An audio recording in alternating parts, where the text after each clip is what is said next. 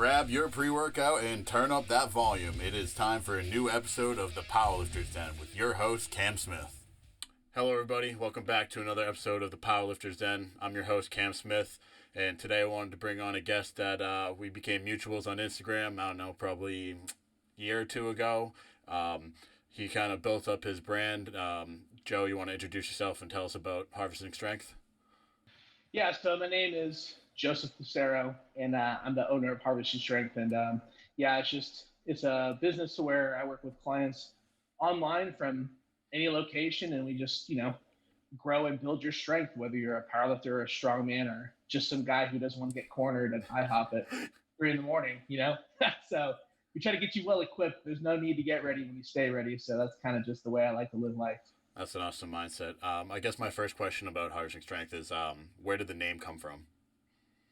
Man, it was so, I can't even remember how it came about. I remember I was sitting there and I was like, okay, it's got to be something strength because I want to kind of let people know, hey, this is kind of what I'm talking about. I don't want to have like a name like, intensity where it's like, okay, this guy's name is intensity, but like, what does that mean, And I knew it had to be something strength. So I thought about, growing strength, building strength. And I think I was looking up synonyms, maybe on like a Word document. The Harvesting Strength came up and I was like, that's so cool. And one of the first reactions from people is like, it sounds like harvesting crops, dude. It sounds kind of lame. And then my wife, she said, no, don't do that. She's like, you need to be like fit dad, like, something that people can relate to. And I was like, I don't want to be fit dad, I want to build people up. So after a while, I just kind of clicked, and I kind of kept it as not the official name for probably the first few months. I dedicated myself to online just because I wanted to have that out. I just said, hey, my name is Joseph Lucero, and I work with people online. And eventually the Harvesting Strength brand it sounded cool, and people liked it, and just rolled with it from there. So I don't know, it just kind of came out of nowhere, but I'm glad it worked out the way it did because I looked this up, and I think when I looked it up on Google, like when I bought my domain, that's the first thing that came up. So anytime I use key terms from my business, it's always the top of Google. So I think I'm very blessed that I came across that name. So Yeah, that's awesome, and I do like the name. It kind of, I don't know, even if it does remind you of like farming, I guess it kind of brings like a gritty aspect to it. So I do like that. yeah, I like the grittiness, man. I'm so over, and if this sparks questions for you, I'm so over like the deadlifting dancing gurus on Instagram where it's like, show me something tough, dude. Like I'm over it. You know what I mean? I'm just over it. Yeah, I mean, I feel like now like the whole like mic'd up trend. I know that's kind of a lot of people are like, this is just stupid. Like these kids don't even know what they're doing, and they're just kind of trying to look good on camera. So Yeah, yeah. And even if they don't know, like I give them, some props where I'm like, hey, you're trying to build yourself up. You still have a lot left to learn. But I think what bothers me is sometimes when they kind of claim to be more than they are. And it's okay to be a beginner. Like I know for a fact there's things I'm still trying to figure out, but you just gotta be humble and ready to just grow. And I think that brings a little bit more relatability to you and your brand, whatever or whoever you are. So absolutely. And so with Harvesting Strength, I know like you've had experience in powerlifting, but I guess overall, what's kind of like your clientele look like in terms of like Gen Pop versus strongman versus powerlifting? so I guess the percentages would be like probably 50 to 60% powerlifters. And I might even loosely use the word powerlifter because some of them are like, hey, I want to train like a powerlifter, I want to get strong like a powerlifter, but I don't want to go compete. And I'm like, well, you should, because that's going to amplify your performance. But I would say probably half the guys are powerlifters or girls. 25% strong man, strong woman. Same thing. They might compete, they might not. And then the other 25%, they're kind of unique. I mean, at one time I was training a bounty hunter, police officer. I got some other people, like I mentioned earlier. Hey, man, I'm just tired of being the small guy. So I try to tell them, hey, let's blend all these ideas: strongman, powerlifting, a little bodybuilding, just to look as dangerous as as you lift, because that's a big thing too, man. Sometimes when I was growing up, I was all over online forums and I was always about what are people doing. And I remember seeing some powerlifters where I was like, what are they doing? What are their workouts? And they would show like their online regimen, and I was like, that's not a very good regimen. And I'm like 16 years old, and like they're eating Subway and Cheetos and Pepsi, and I'm just like, I kind of want to look the way I lift. I don't want to be a different statistic. But yeah, sorry for the random tangents. But yeah, I would say a lot of competitors, and if they're not competitors, they're still interested in that competition style of training just to amplify their lifts. And at the same time, I really want them to grow and build size, because mass moves mass, man. For And sure. I've had some people tell me, man, I'm struggling on my lifts. And I'm like, well, I mean, there's only so much you could do with 150 pounds of body weight or 200 pounds or whatever. So got to change it up. Yeah, and I think one of my questions for you too is, with having some strongmen and mostly powerlifters, kind of what is like the programming, I guess, differ between the two? Obviously, powerlifting and strongman, like deadlift is an important part of it, but Yeah. pressing is a different type of pressing. There's obviously like awkward implements to be used, and every gym has different ones. So, kind of what's your approach to that? So it goes off topic, but it comes right back in. And I know people are going to appreciate this. I came from a football background, Yep. and I was heavy in football, and I would read books as a kid. And some of the old school mentality was, I'm going to run the ball to throw the ball, or I'm going to throw the ball so I can run the ball.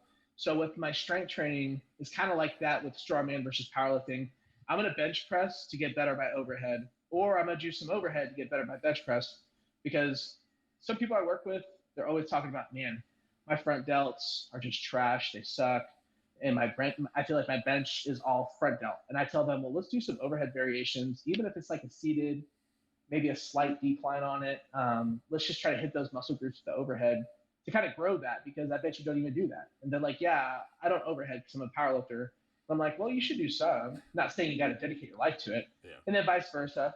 I'll work with the strongman, and strongman is a pull, a carry, an overhead, and I'll tell the overhead guys, we're going to do some dips and bench press early in the program. And they're like, that's horizontal, and then vertical, but downward. And I'm telling them, yeah, but you're never recruiting those muscles in those planes of movement.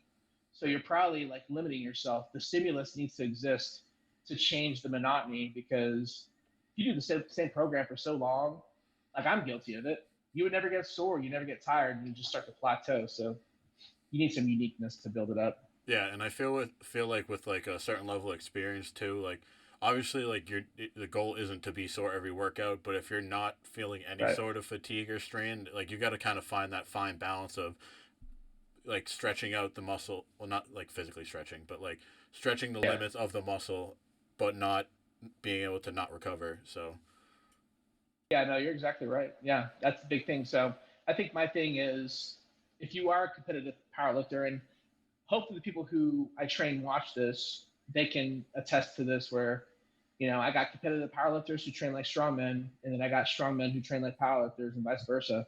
I just think it's a very undermined process. Everybody just thinks, and somebody posted this the other day, I can't remember who it was, and it doesn't matter. They said, if you want to get better at bench, you got to bench more. And I was like, that's great. That makes a lot of sense for a newer person. But at that point, you're so used to the stimulus, and you've probably mastered the mechanics to some degree. So now it's just about, let's deconstruct this lift and talk about what's your issues. Is it triceps? Is it touch point? Like, what's up and how can we fix it? I think that's when you start to differentiate your programming from the mass population. And that's where we start to see these all stars rise above everybody else. So yeah, and like as a coach, like that's something I look for as well. Like obviously, whether you have a beginner lifter or an advanced lifter, like attacking weak points is still should be a main concern, especially for a power lifter who is yeah. like technically proficient. So I think being able to have a good eye for that is what makes a great coach. Yeah, I'm not gonna say I'm the bee's knees. I'll tell you straight up, like I don't give two craps. I'll say that, hey, I bet you train with another coach, you might get the same results. But I think what I try to do is get a lot of buy-in and to create some uniqueness, and to like present my thought process a little bit clearer. I don't want to be the guy that just says, hey, you got to do this because of this. I want to say, hey, what's happening is, and have a little bit more background to my justifications. And I think that's what keeps people in harvesting strength a lot longer. And I think other coaches who are successful can agree. They keep clients for years when, it doesn't seem realistic, but you keep clients for years because they're like, this guy knows what he's doing. I trust him. I understand him. He has reasoning and rationale. I think that takes you a lot longer than just having cool, sexy programming. You know what I mean? Yeah, like 100%. Like you could be a write these intricate, beautifully detailed programs, but at the end of the day, too, the personality behind the coach matters. It's more than Yeah. just programming and telling them what to eat. It's mindset coaching, and I mean, I've Yeah. heard it multiple times. You see, even like some of the top powerlifters, they have coaches, and their coaches have coaches. Like everyone can Oh yeah. benefit from a coach. So Agreed. Yeah. I had a coach at one point. Everybody's had a coach at some point. They've learned from someone, yeah, So yeah, definitely 100%. yeah. And talking about your experience, I guess kind of what is your background in powerlifting? What got you into it, and like how many competitions have you done, things like that. Okay. So what's it? I was in high school and I wanted to play varsity because being a sophomore in varsity was like kind of like Yeah.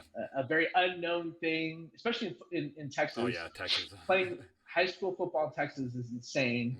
Hmm. I'll tell you, it was very hard. It might be not as hard now. I'm not saying we're soft, but I am.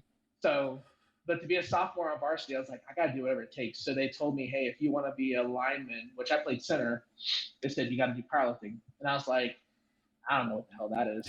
They said, well, you go compete, you do like a squat, a bench, a deadlift, and they rank you, and then you can just compete and win meets and stuff. And I was like, I guess, I mean, whatever. And it went from me doing powerlifting to play football, from me playing football to do powerlifting. Yep. Because I was like, oh my God, I love this. Like getting to just push the bar, and it was just, I don't know, man. I think we all can agree we found something in our lives that just really excites us, and lifting weights was just my thing. And I would play football just to powerlift because all those guys were so strong, so they made me want to do better.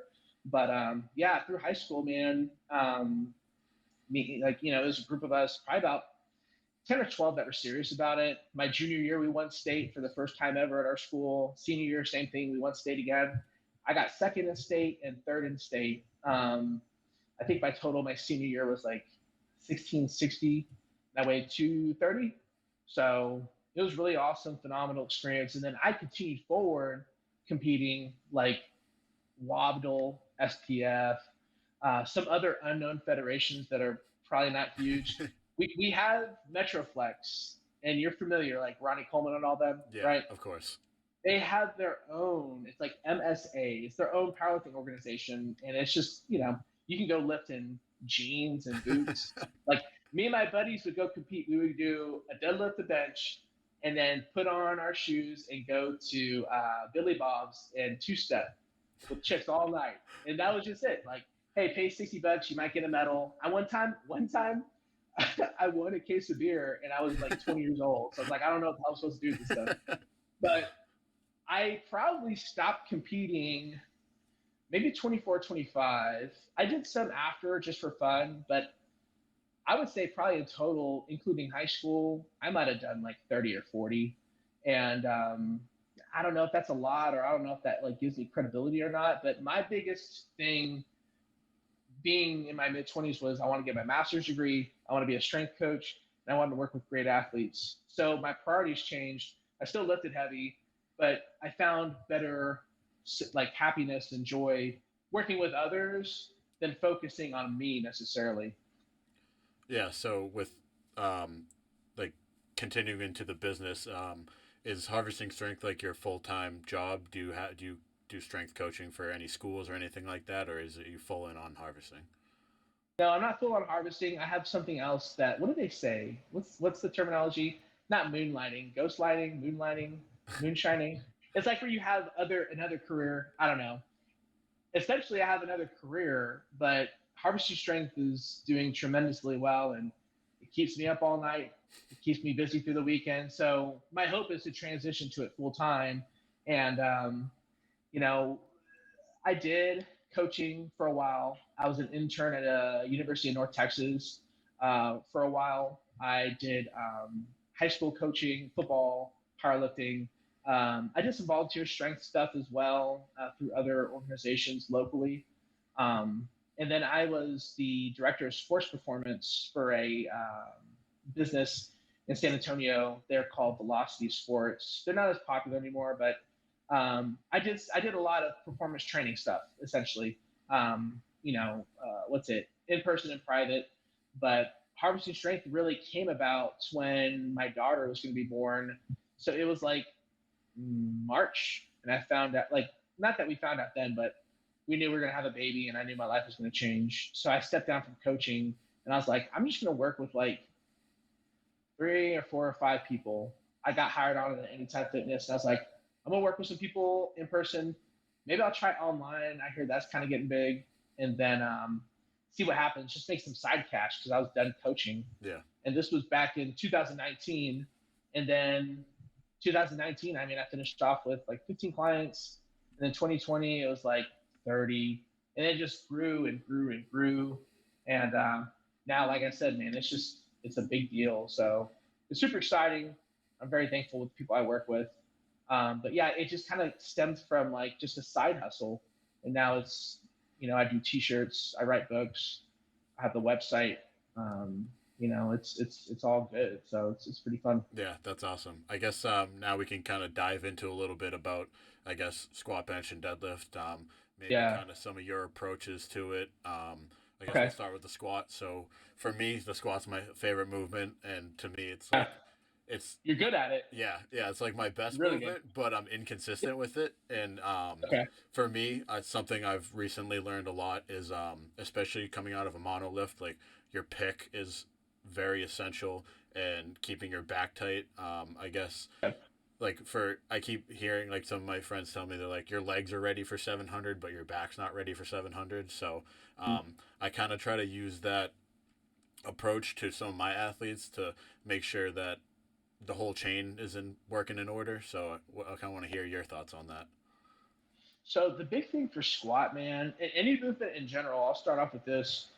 Some of us, you can just look at them and tell, man, you're a great bencher, you're a great squatter, great deadlifter. Like if you looked at me, like the biggest thing that's pronounced even in the screen right now is my chest.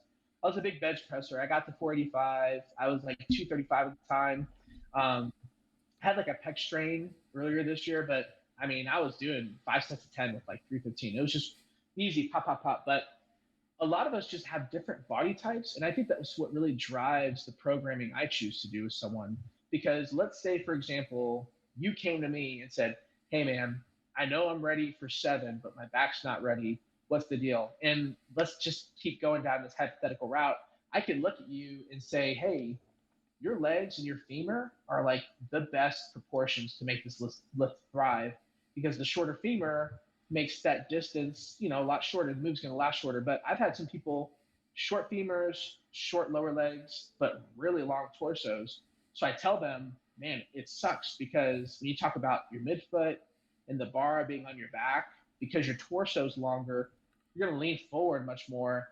So it's like almost now we're talking about your squat being like, hey, we're training your squat like a good morning at this point. Yeah. I mean, for me with the squat, it's hard to say if there's like a foundational concept I believe in. I think it's just more so what's your body type and what's going to make it better. Because if I got a long torso guy, I'm going to really work on like the SSB and good mornings and other variations of that just to help their posture thrive, to exist better in the movement. But then if I got some people who have different portions, I might not even have to squat them that much in the week. I might have to squat them just one time or maybe twice. But yeah, I mean, with the squat, it's very hard for me to like have a specific concept I believe in. But I do have this approach, whether it's a squat, bench, or deadlift, that the stronger you become, the more we kind of have to go into this undulating thought process on intensities. Yep. So like, if I have someone who comes to me and says, hey, I squat 3, I want to squat 320, then I can bet on the dollar that I'm probably going to work them with a traditional linear periodization model where it's like, okay, let's build up 3 weeks, Yep. get to high intensity point, deload, and then build you back up. So it's linear, but we got our peaks and valleys. Yep. But for me, it's like, I know for a fact he's kind of not in the strongest category of squatters ever. And, it's not a shock to the person. I could tell them, hey, we could probably keep that load on your back consistently, 3 weeks on, 1 week off, 3 weeks on, 1 week off. Um, and then, peak that way. But then if I got someone like yourself who's, hey, I'm ready for 7, it might be we're like, okay, the first 4 to 6 weeks, it's a variation lift. Let's talk about like the SSB bar. Let's talk about maybe the camber bar, something to really trigger your weak points. But then when we get into like our 12-week stint from strength to power to championship, I call championship the last few weeks. Yep. We go into that phase. I tell them, okay, week 1 and week 3 are going to be hard. Week 2, we're going to keep a heavy weight in your arms, your hands, your back, but we're going to lesser the volume just so you have some consistency. But I kind of go into this whole idea of like high intensity week, low intensity week, high intensity week, low intensity week. So I basically tell the client, hey, you might only heavy squat twice this month. But in the end, it's just assessments. I'm just assessing if your squat's getting better. But what I'm really thriving on, whether it's heavyweight or lightweight on those weeks, what I'm really thriving off of is the variations to make your lifts better. Like dead squat, I might tell someone, hey, the variation that's going to make you better is a dead squat. So that'll be the movement that's like the main focus. And your heavy squat sets are just assessments. So that's kind of the conjugate mindset in me too, Yeah.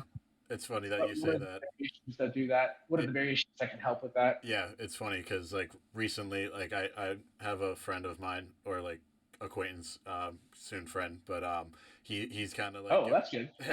he's giving me like a free like trial period for like coaching because he does mostly equip guys, but he wanted to see if Oh, it cool. translated to raw, and I was actually considering getting a coach, so it kind of aligned perfectly. And it's funny because I've just been hammering SSB and camber bar, and like I Mhm. said, I squat over 600 pounds with straight bar, but with the SSB, that oh my god, it folds me. I think my best with it was like 475. Like it's Yeah. amazing how like much of a glaring weakness something as simple as like a specialty bar can like highlight.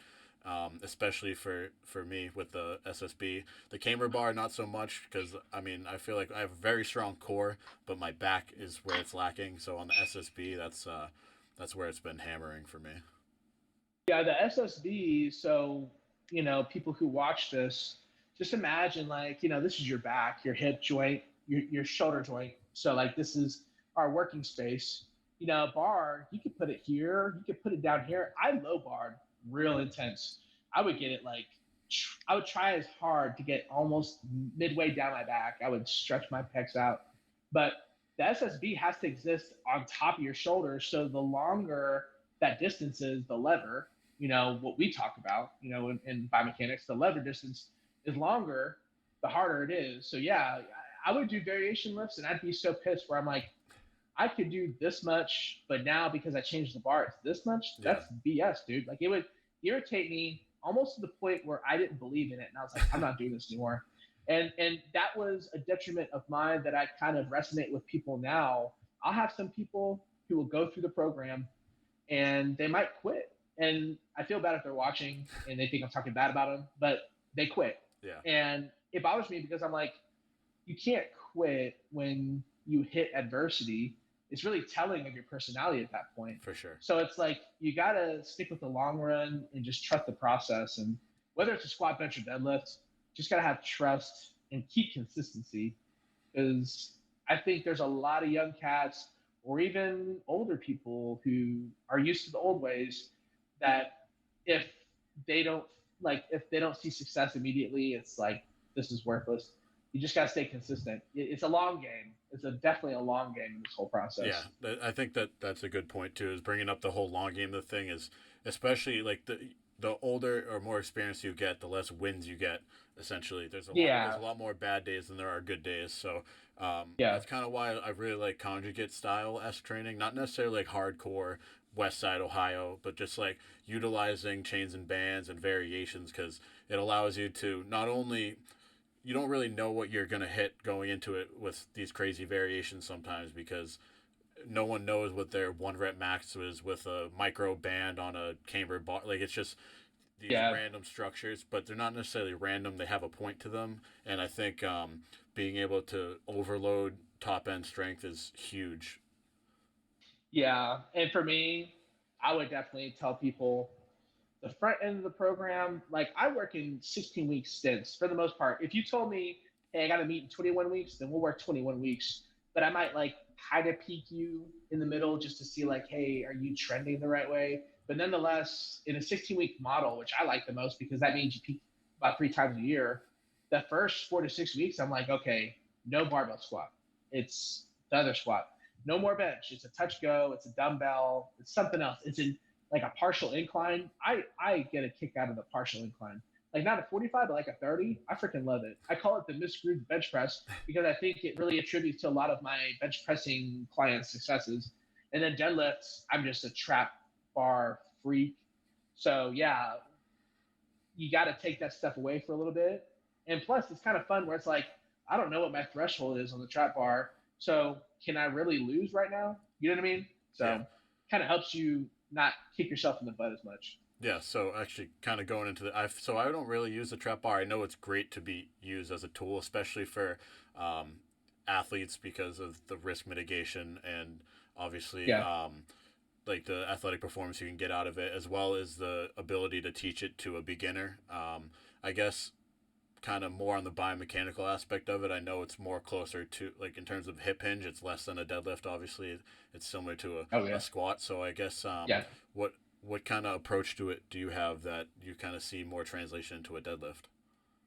So if it's a conventional lifter, I'm gonna trap bar them pretty damn hard. And what I believe is it teaches better leg drive. So yeah, most people walk away from a trap bar workout from me and they're like, man, I feel like I just squatted again. And I'm like, yeah, I get it. You know, it's not like what you necessarily wanted, but it's an easier movement, so you can't screw it up that bad. The volume can exist a little higher because it's easier. And like I said, it just teaches you better leg drive, and you're in a very advantageous position where some deadlifters they're leaning over because the bar has to stay in front of their body, and their spine starts to flex. With the trap bar, I mean, you could almost be pretty damn tall, Yeah. and I mean, it's still weight in your hands, so there's a similarity. You still have to pull out the floor, another similarity, and then having to hold it in your upper back and stuff, having to like maintain that lift. I mean, there's too many similarities to disregard it. If you're a sumo person, for me, I don't trap bar technically unless there's like a request. Um, but I don't know. That's neither here nor there. But with the sumo guys, I like to do like floating lifts, just as a different variation that I don't think a lot of people really like explore, perhaps, or maybe not in general, just people I work with. But yeah, trap bar, dude. Yeah, you got to get on it, man. If you hadn't tried it, you got to believe, man. You got to believe in Yeah, it. we do it during It'll work. football, and it's been a while. I don't know. I think I pulled like I might have tripled like 675 on it, so like I can definitely overload it a lot more because I still haven't pulled Oh six. yeah. Um, I guess kind of going back to I guess with what do you mean by a floating lift? So if I trap, so I could do it in both contexts. I could do it with the trap bar, or I could do it with the sumo lift. So I like floating deadlifts, whether it's the trap bar for conventional or the floating for sumo lifters. I like the floating because when we talk about squat bench deadlift, squat and bench, they're two phased. They're two phased movements. You get the down and up, but deadlift is just up, and that's why people always talk about how deadlift is just such a monster. They're like, I can't do it. I don't know what's wrong with me. I'm like, well, what's wrong with you is the fact that you're used to going down and up. You're used to getting the stretch shortening cycle, which is, when the muscle stretches and then shortens.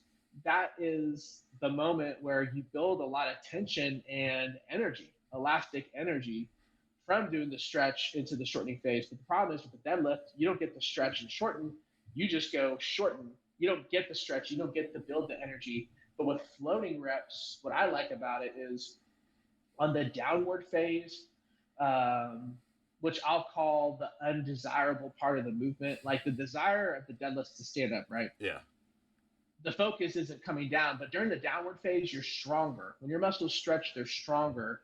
So what happens in floating reps is they're getting to work the mechanics on the downward phase, and because it's floating, they keep tension the whole way through. Now, not only are they working their muscle fibers in a different stimulus and it's in a harder variation, but they're also practicing better mechanics because I've seen multiple guys, and I know you've noticed this, and well, I'm pretty sure you have. I know you have. I'm gonna put it on you now. Have you ever noticed how some deadlifters they'll go 3 reps and you're like, dude, the second and third rep looked better than the first rep. Yep, 100%. You know why? Is because they pull out of position initially, Yep. and then when they lower the weight to the floor, now they've lowered the weight, so now they're in a stronger position. Mechanically, they're in the best position possible to lift. So sometimes when people say, "I don't like to lift I only like to lift singles," multiple reps is stupid. I'm like, you're a joker, dude, because I at least do doubles, not on top sets, like at the end, but like on speed sets, 6 sets of 2 or 8 sets of 2 or 10 sets of 2. I want them to at least lift it and lower it, because then when they lower it, now they're stacking their joints in a stronger position. And that's when I talk to people on film or through text or whatever. I'm like, that's the position you want, dude. That is the position you want. So that's why I like floating reps. It's much more metabolically exhausting, tiresome. You can't overload too much, so that's kind of a nice perk too. You can't like beat yourself down, but the floating reps too help you learn better mechanics. Yeah, it's kind of funny that you said that too, because anytime someone's going for a double or a triple, it's like, yo, just get through the first rep because the next two are gonna Yeah, be even easier. Like this being, I mean, it's called a deadlift for a reason because you're not yeah, create. I mean, you can try to create as much tension you want by pulling the slack out of the bar and yeah, getting the stretch in your hamstrings and all that in the wedge. But at the end of the day, you're not getting that same stretch reflex as you would in like a squat or a bench where you're like loading the muscles. So. no, you're exactly right. Yeah, and yeah, this is good information for people to know. Yeah. So it's exciting that you ask these questions. It's really fun. I'm excited talking about a freaking barbell. Like, good lord, I know it is crazy from an outside perspective. They're like, "What? Why are you guys so obsessed with going to the gym and just picking up heavy shit?" And it's like, there's so much more to it. Like it's our Oh therapy, yeah, but I mean, at the end of the day, like we're all here to have fun. And we're all in the same sport, so yeah, and you have to have some kind of like, if you want to be really good at like learning strength training, you have to have some kind of interest, in my eyes, to like math in a way, like geometry and stuff like that. Because I tell people 90 degrees is the strongest position possible with lifting. So like when people bench and like their forearms start to lean forward at their touch point or too far back, that's where I'm like, hey, that's where your lack is. You got to keep upright posture. That's the strongest position possible. So a lot of times when we talk about lifting, even bodybuilders, they have some appreciation with mathematics because the angles they choose to use are going to what makes the biggest difference. yeah. And for me, like I have my master's in biomechanics, so like kind of There you go. it's engineering, but like obviously I've taken Yeah. anatomy and physiology, so like kind of my approach to like, I feel like I have a really good eye with like seeing things like that. So like you can, I guess like you said on a bench press, if you send a video and their forearms are just cocked a little bit, some people might not even notice that, but it could be the Yeah. difference between hitting a big PR or not. So. Yeah, no, exactly. Yeah, no, definitely. Definitely true. And I guess for bench, what's kind of your? I know most people can recover from bench or just general upper body work much faster than they can a deadlift or a squat. I guess what's your kind of approach to programming for bench? So my big problem with bench pressing, I'm choosing to go this route, I guess, with the answer. I think a lot of people think, man, I'm not good at benching. So instead of benching twice, I'm going to bench 3 times this week. And I think that goes back to something we talked about earlier is like when you're newer to movement, you just need to do the movement. Yep. So the guy who said, hey, if you want to be a better bench presser, just bench press, that makes a ton of sense for a new person. But the people who are already hitting the top end strength, you know, that's where I'm saying, okay, let's choose a different stimulus. Instead of bench, let's do the board, let's do the dead bench, let's do an incline, let's do the camber bar for instability, the strong overloading so you get used to heavy weight in your hands. I mean, my big thing for benching is I'm trying to provide these guys as many opportunities for different angular resistance to succeed with their bench press. I don't want them to just lay on the bench the whole workout. Now, if you're in the championship phase, yeah, you'll probably just bench the whole workout. Yeah. But my big thing is, one of my favorite movements is the dead bench. Um, a pin press, essentially, it's the same thing. You know, you go, it's like a deadlift. for benching because you bring it down to the pins and you lose all tension and you have to get it back. And shockingly, a lot of people don't choose that movement. They're like, oh, it looks like a board press. But my argument is with the board press, on pin press, you rest the bar, it's just going to stay there. It's stable. But on a board press, you let the bar go, it's going to roll and just cut your neck off. So you still got to stay tense. But yeah, I love just different types of variations. Going back to the conjugate stuff, what variation is going to help your lifts thrive? And I got two types of bench pressers that I mostly work with. I got the soft touch and the sinkers. I got the guys who barely touch your chest. Like me, I barely touched it. I wanted to just barely feel it. I wanted to feel like I'm a slingshot ready to explode. Yep, I'm the same. So guys like that, it might be like, okay, board press, photo press, you're going to keep tensions all the way through. But if you're a sinker where you let that sucker sink into your belly, I tell them commit to the sink, because usually guys who don't, they heat it, commit to the sink, and we're going to dead press like no one's business. Because when they sink it, it's still tense, but I just think the dead press makes more sense for guys like that. But yeah, man, when it comes to frequency too, I'd say benching twice a week. One day bench, the other day is your variation that might make more sense to you. Typically, I get guys close gripping at a limited range of motion just to overload the triceps more. But I don't really program people to go 3 days a week. If I program anyone to go 3 days a week with upper body, 2 of those days are benching. Yep. The other day is like a shoulder press. And that would be like very early in the program in like an off season where they want to work all the body parts to like a T. But for bench press success, it's got to be from different positions. It's got to be variations that meet your needs, and deconstructing it. Bad triceps, hit the tricep extension, whether it's a push down or behind the head. Yeah. Dips, hand up too. So it's actually kind of good. I was going to actually ask you that, but you kind of touched on it about, for someone like me who's a very soft touch, my goal is I basically look like I'm benching in a shirt with how like slow my descent is and trying to get that soft touch.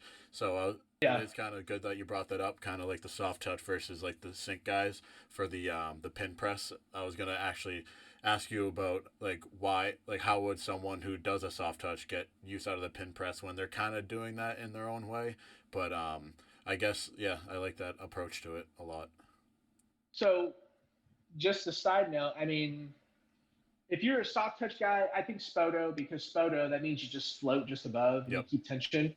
But you could explore the dead bench maybe on your secondary day. It's not going to hurt. But at the same time, there's also a fine point where it's like, don't do too many variations where you're just kind of losing focus.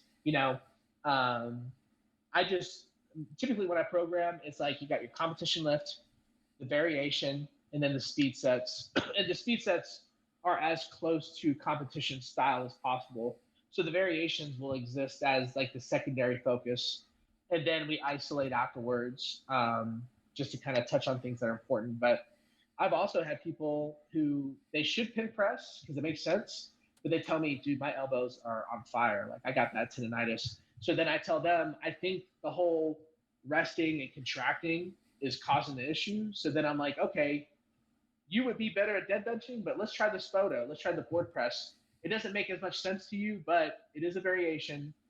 We can kind of recruit some different stimulus in that fashion, just to kind of meet the needs of the lifter in that sense too. So yeah, and actually I think that brings up a good point about like recovery. Maybe what are some of your like favorite recovery tools? Maybe I don't know if you kind of program the same amount of days of training for all your clients or anything like that.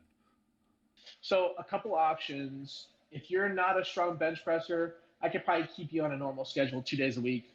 If you bench Monday, Thursday, that could probably stay the same way for a long length of time.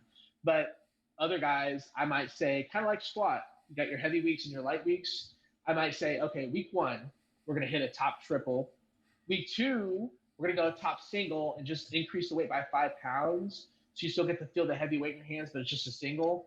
And then the next week, we try to beat the previous week's triple. So it's like high intense, low intense, high intense, low intense, just to kind of pump the brakes a little bit. Because like I said, our variation lifts are what's going to help us thrive.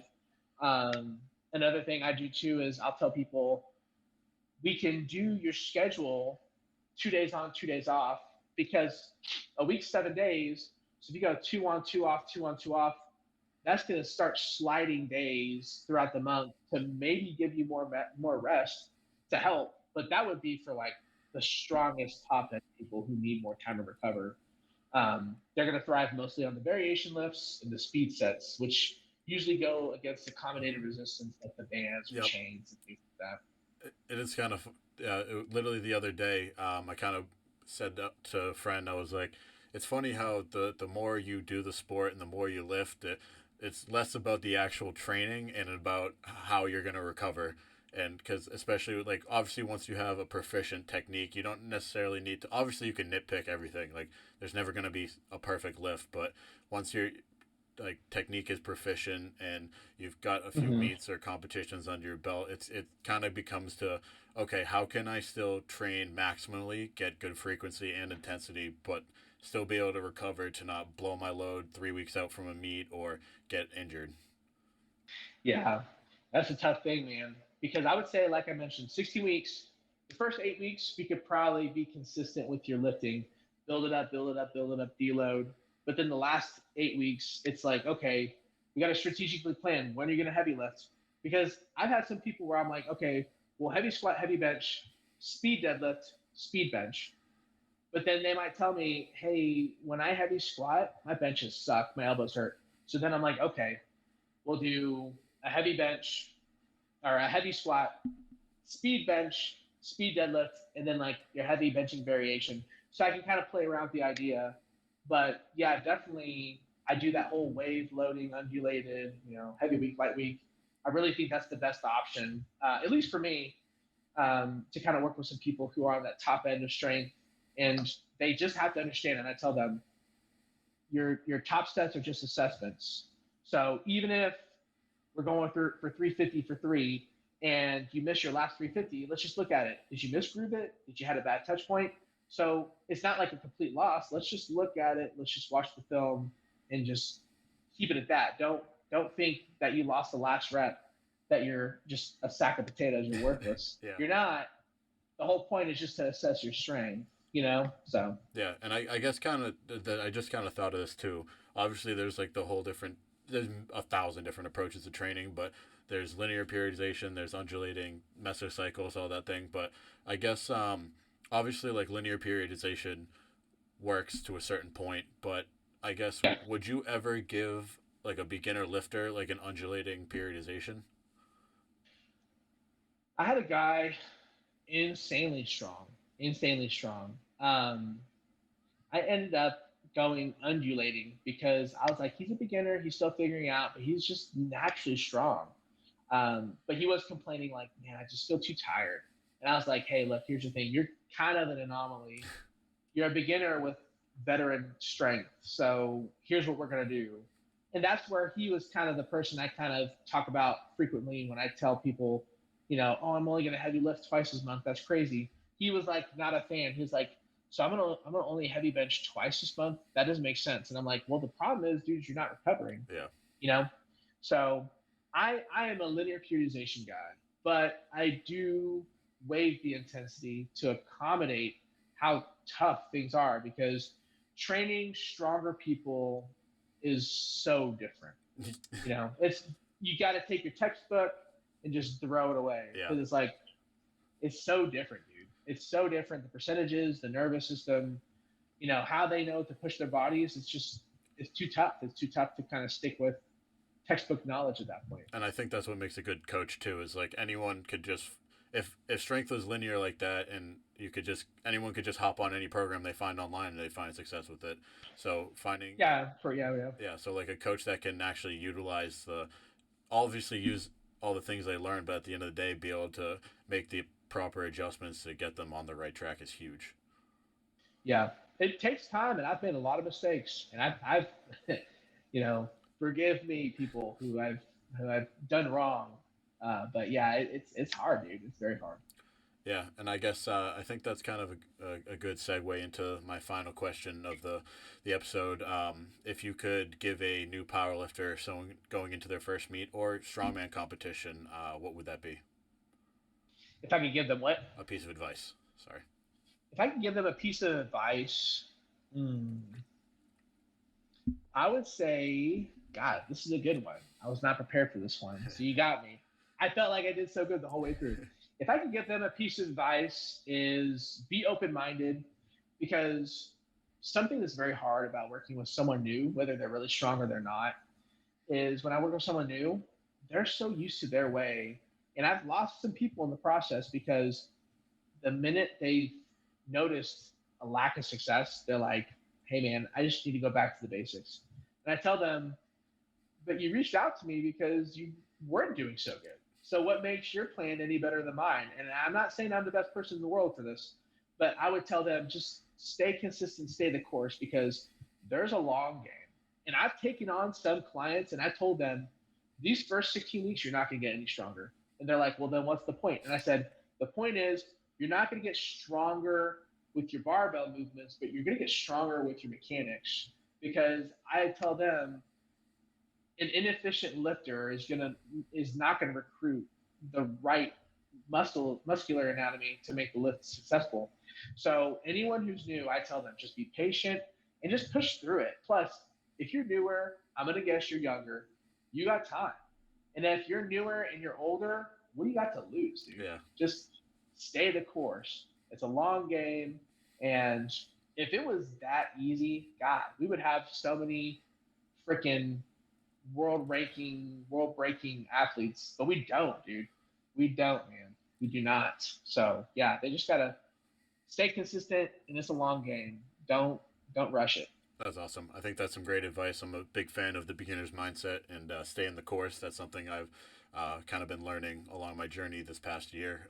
Now that I'm done with football and a full time powerlifter, I think utilizing the beginners, there's always more to learn and there's plenty of years left to learn. So I think that'll wrap things up. I wanted to thank you for taking the time to come on. It was a pleasure. If you want to just let them know where they can find you on Instagram or if you have anything you want to plug. Yeah, man. I mean, like I said, I'm Joseph Lucero with harvestingstrength.com. My biggest goal is, like I said, you could have success with me just as much as anybody else. But I think what I try to thrive on is I use this as a platform to educate people, because I know we're not going to stay together the whole time, but I want you to learn a lot through the process. You can find me on Instagram, j_Lucero89. I do have a very unsuccessful TikTok, so don't waste your time. But yeah, I mean, the biggest thing for me is I learned it early on. I thought I could get online and tell people I have programs and that they'll get stronger. But the biggest thing that helped me get successful was teaching people. And if anybody wants to connect, that's my goal, is to teach you what you want to learn, and I'm gonna be honest with you. And I've had people confront me saying, hey, I think that's incorrect. And I'll tell them, why is it incorrect? And hey, I respect your opinion and I think there's some merit to it. So I'm not a really big BSer on it all, but I love the barbell. I love seeing people get strong. And I love people who like to talk about getting strong. So I thank you for having me on this show. And I look forward to, more interactions with you and to see where it goes. So Awesome.